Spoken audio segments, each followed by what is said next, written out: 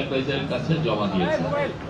এর ফলে আমাদের এই যে 6টা যে মেজর কমিশন, এদের আমরা রিপোর্টগুলো হাতে পেয়েছি এবং এই আলোকে কি করতে হবে সেটাও আপনারা জেনেছেন। গতকাল মাননীয় অ্যাডভাইজার আসিফ নজরুল এটা নিয়ে কথা বলেছেন। তো আজকে আমরা অলরেডি যেগুলো রিপোর্টগুলো পাচ্ছি, আমরা ওই ওদের সারসংক্ষেপ আপনাদেরকে আমরা অলরেডি দিয়ে দিয়েছি এবং আপনারা পড়েছেন। আমরা খুব যে বেশি কিছু বলার আছে সেখানে নাই। তারপর আমরা বলছি যে খুবই মানে আমি জুডিশিয়ারি রিফর্ম কমিশনের উপর বলছি, আমার কলিগ আজাদ মজুমদার সিভিল সার্ভিসের উপর বলবেন। তো ইমদাদুল হক আজকের এই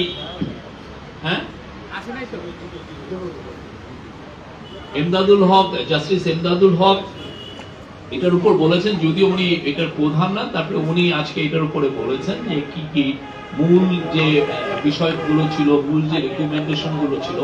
তার মধ্যে সবচেয়ে প্রথম কথা হচ্ছে যে বাংলাদেশের, আপনি জানেন যদিও আগের গভর্নমেন্ট গুলো বলেছে যে জুডিশিয়ারি ফুলি ইন্ডিপেন্ডেন্ট, আসলে কার্যত বাংলাদেশের জুডিশিয়ারি কোনোদিনও ইন্ডিপেন্ডেন্ট ছিল না।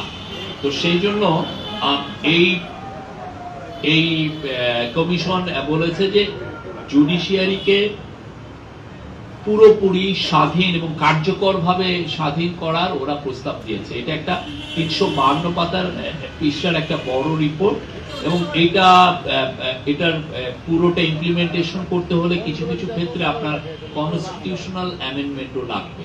তো মেজর যেগুলো ছিল সেগুলো আপনারা জানেন যে মানে অবশ্যই স্বচ্ছতা, লিগ্যাল সার্ভিসের স্বচ্ছতা আনার জন্য সুপ্রিম কোর্টের বিশেষ করে জাজের অ্যাপয়েন্টমেন্টের ব্যাপারে বা পরবর্তীতে জাজের এগুলোর ব্যাপারে তারা অনেক নতুন রিকমেন্ডেশন দিয়েছেন। তার আলোকে কিছু কিছু কিন্তু কাজও হয়েছে। আপনারা দেখেছেন যে জাজ অ্যাপয়েন্টমেন্টের ব্যাপারে আমরা নতুন নীতিমালা এসছে। তো খুবই ইম্পর্টেন্ট একটা ছিল হচ্ছে যে স্থায়ী অ্যাটর্নি সার্ভিস করার কথা বলেছেন। এটা ওনারা তো এটা বলছেন, আপনারা জানেন যে আমাদের যারা ওয়েস্টার্ন, যারা আমাদের বন্ধু দেশ এবং অনেক দেশে এই স্থায়ী অ্যাটর্নি সার্ভিস আছে। বাংলাদেশে যে অ্যাটর্নি সার্ভিস আপনারা জানেন যে পাবলিক প্রসিকিউটর, যেটা সারা বাংলাদেশে পাবলিক প্রসিকিউটররা থাকেন, প্রায় 4000 গভর্নমেন্ট অ্যাপয়েন্ট করেন। দেখা যায় যে এই পুরো পাবলিক প্রসিকিউশন সার্ভিসটা আসলে পলিটিক্যাল গভর্নমেন্ট গুলো তার যারা ঘেঁষা, তার কাছাকাছি যারা লয়ার, তাদের থেকে অ্যাপয়েন্টমেন্টটা করতেন। ফলে এই স্থায়ী অ্যাটর্নি সার্ভিসের যেটা হয় যে এই গভর্নমেন্ট আসলে এই তার মতো করে অ্যাটর্নি মানে প্রসিকিউটর নিয়োগ করেন, আবার আরেক গভর্নমেন্ট আসলে তার মতো করে নিয়োগ করেন। তো এই প্রথাটাকে বাদ দিয়ে যেটা বলা হচ্ছে যে এটা একটা স্থায়ী একটা অ্যাটর্নি সার্ভিস, মানে জাস্ট লাইক বিসিএস এর যেরকম রিক্রুটমেন্ট হয় সেভাবে হবে। এবং কেননা এটা দেখা যাচ্ছে এটার একটা মূল কারণ হচ্ছে যে আমাদের যে কো কেস আপনি কোর্টগুলোতে ফৌজদারি মামলার, তার 40% আসলে দেখা যাচ্ছে যে গভর্নমেন্টই ফাইল করে, মানে পুলিশ ফাইল করে, গভর্নমেন্টের তরফ থেকে ফাইল করা হয় এবং গভর্নমেন্ট এই কেসগুলো লড়তে হয়। তো এই লড়ার কারণে এই স্থায়ী অ্যাটর্নি সার্ভিসটা যাতে একটা ভালো হয় সেই জন্য সবার এটা এই জাস্ট যে জুডিশিয়াল রিফর্ম কমিটির থেকে একটা সাজেশন ছিল। আর একটা হচ্ছে যে স্বতন্ত্র তদন্ত সংস্থার কথা ওনারা বলেছেন।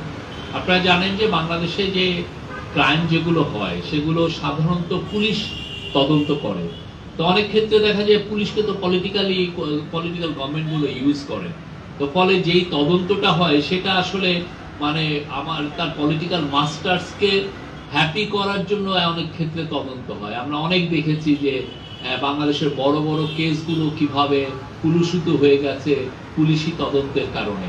পুলিশের তদন্তগুলো খুবই ফল্টি এবং অনেক ক্ষেত্রে এটা ম্যানিপুলেট করা যায়। তো সেই জায়গায় ওনারা বলেছেন যে একটা স্বতন্ত্র তদন্ত সংস্থা করার কথা বলেছেন। আর অনেকগুলো আছে। আরেকটা হচ্ছে যে সুপ্রিম কোর্টের স্থায়ী বেঞ্চ, ওনারা বলেছেন যে এটা ডিভিশনে সেট আপ করার জন্য। এটার মূল কারণ হচ্ছে বাংলাদেশের তো জনসংখ্যা বাড়ছে।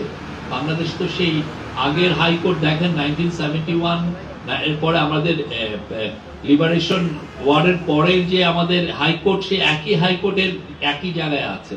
এই জন্য হাইকোর্টের বেঞ্চগুলো বাড়িয়ে যেটা এটা ডিভিশনে নেওয়া যায় সেটা বলেছেন।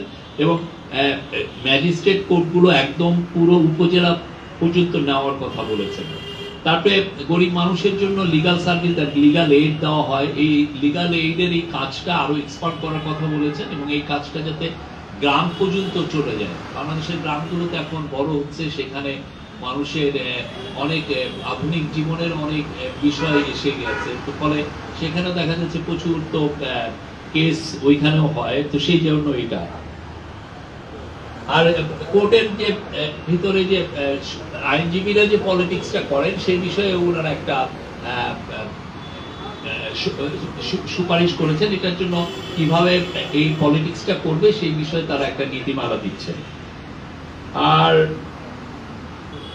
এগুলোই ছিল মূল। আমার কলিগ আজাদ মজুমদার উনি এখন ইয়ের উপর বলবেন, সিভিল সার্ভিস।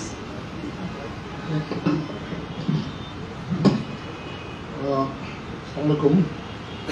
আপনারা সবাই ধৈর্য ধরে অপেক্ষা করেছেন, সেজন্য আপনাদেরকে ধন্যবাদ। শুরুতেই আজকে জনপ্রশাসন কমিশনের যে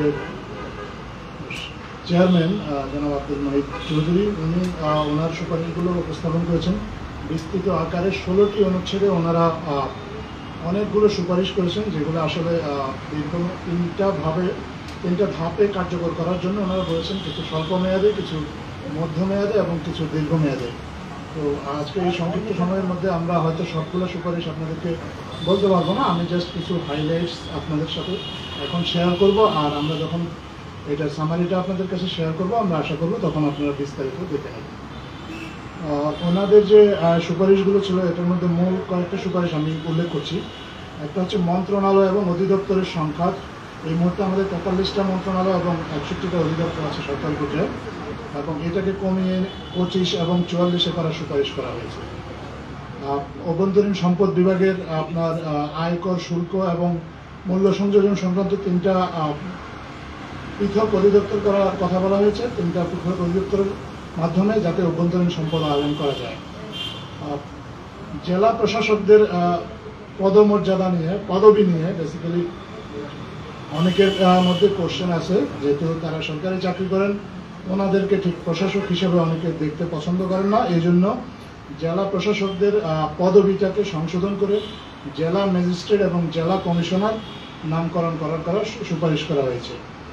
ইমিগ্রেশনের জন্য পৃথক একটা ইউনিট, পুলিশের ইউনিট স্থাপন করার একটা সুপারিশ করা হয়েছে। এর পেছনে একটা বড় কারণ হচ্ছে যে আমাদের এখন পুলিশের যে ইউনিটটা, পুলিশের জেলা পর্যায়ে বিভিন্ন পর্যায়ে থেকে এসে তারা ইমিগ্রেশনে নিয়োগ পান, কিন্তু ইমিগ্রেশনে নিয়োগ পাওয়ার পরে আমাদের যারা দেশের বাইরে যাতায়াত করেন বা তাদের সাথে ঠিক কীভাবে আচরণ করতে হবে তারা প্রপারলি ট্রেন্ড থাকেন না, যে কারণে কিছু কিছু ক্ষেত্রে সমস্যা হয়। এই জন্য কমিশন সুপারিশ করেছে যে ইমিগ্রেশনের জন্য যদি পৃথক ইউনিট তৈরি করা যায়, তাহলে তাদের চাকরির শুরু থেকে তারা এইভাবে ট্রেন্ড আপ হবে এবং ইমিগ্রেশনের কাজগুলো কীভাবে করা যায় আরও সুসম্পন্নভাবে সেগুলো তারা তখন পারবে। দেশটাকে 4টা প্রদেশে ভাগ করার সুপারিশ করা হয়েছে এই কমিশনের মাধ্যমে। 4টা প্রদেশে ভাগ করার পেছনে জনসংখ্যা পেছনে তাদের যুক্তিটা হচ্ছে, কমিশনের যুক্তিটা হচ্ছে যে এখন যে একটা সরকার যখন দেশে শাসনভার গ্রহণ করে, তখন পুরো দেশের উপর তাদের যেভাবে কর্তৃত্ব প্রতিষ্ঠা হয়, এটাতে কিছুটা ব্যালেন্স আসবে যদি প্রদেশভিত্তিক সরকার ব্যবস্থা চালু করা যায়। তাহলে প্রশাসনিক বিকেন্দ্রীকরণের ক্ষেত্রে এটা সুবিধা হবে এবং রাজনৈতিক বিকেন্দ্রীকরণের ক্ষেত্রে এটা আসলে জনগণকে কিছু সুবিধা দেবে বলে কমিশন মনে করছেন। এছাড়া আরও প্রশাসনিকভাবে আরও 2টা বিভাগ করার ওনারা সুপারিশ করেছেন। কুমিল্লা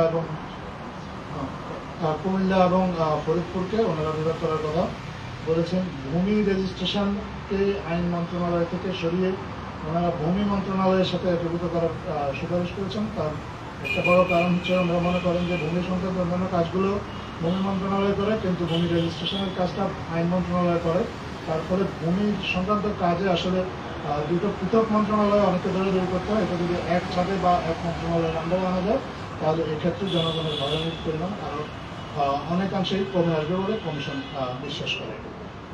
নিকা, একেবারে নিকা রেজিস্ট্রেশনের যে কাজটা, এটাও আইন মন্ত্রণালয় থেকে সরিয়ে জেলার যে কমিশনার তাদেরকে তদারকি ন্যস্ত করার কথা সুপারিশ করা হয়েছে। জেলা পরিষদকে বিলুপ্ত করার সুপারিশ করেছে। গ্রেটার ঢাকা এবং নারায়ণগঞ্জকে নিয়ে ক্যাপিটাল সিটি গভর্নমেন্ট করার একটা সুপারিশ আমাদের জনপ্রশাসন কমিশনের পক্ষ থেকে করা হয়েছে। আরও কিছু সুপারিশ করা হয়েছে যেগুলো প্রশাসনিক কাজের ক্ষেত্রে সরকারকে আরেকটু সুবিধা দিবে। যেমন উপসচিব পদে এই মুহূর্তে আপনার নিয়োগ যারা পান তাদের 75% পান হচ্ছে প্রশাসন ক্যাডার থেকে, এটা কমিয়ে 50% নামিয়ে আনার কথা ওনারা বলেছেন। পাশাপাশি সুপেরিয়র সার্ভিসের জন্য আলাদাভাবে পরীক্ষার ব্যবস্থার কথা বলেছেন এবং সুপেরিয়র সার্ভিসের অন্তত 5% চাকরি যাতে বাইরে থেকে নেওয়া যায় এরকম একটা সুপারিশ ওনারা করেছেন। এর কারণ হচ্ছে যে আমাদের অনেক মেধাবী মানুষ আছেন যারা হয়তো বিসিএস দেন না বা সরকারি চাকরিতে ক্যারিয়ারে সুবিধাযুক্ত হন না, কিন্তু পরবর্তী জীবনে তারা তাদের মেধা স্বাক্ষর রাখেন যাতে সরকার চাইলে এই ধরনের ব্যক্তিকেও প্রশাসনে যুক্ত করতে পারেন। সেই জন্য অন্তত 5% চাকরি এই প্রশাসনের এই সার্ভিসের বাইরে থেকে যাতে নেওয়া যায় সেই জন্য ওনারা একটা সুপারিশ করেছেন। এছাড়া ওনারা আমাদের যে পাবলিক সার্ভিস কমিশনকেও একটু পৃথক করে 3টা পৃথক পাবলিক সার্ভিস কমিশন করার কথা বলেছেন। একটা পাবলিক সার্ভিস কমিশন সাধারণ যারা সরকারি কর্মকর্তা নিয়োগ পাবেন তাদের জন্য, আরেকটা হচ্ছে শিক্ষা ক্যাডারে যারা নিয়োগ করেন এবং স্বাস্থ্য ক্যাডারে যারা নিয়োগ করেন তাদের জন্য 3টা আলাদাভাবে পাবলিক সার্ভিস কমিশন করার কথা বলেছেন। একটা মন্ত্রী এবং সচিবদের একান্ত সচিব, এটা নিয়ে একটা অনেকদিন ধরেই কথা চালু আছে এবং একটা সমস্যা হয় যে প্রশাসনিক ক্যাডারে যেসব কর্মকর্তা মন্ত্রী এবং সচিবদের একান্ত সচিব হিসেবে নিয়োগ পান তারা পরবর্তী জীবনে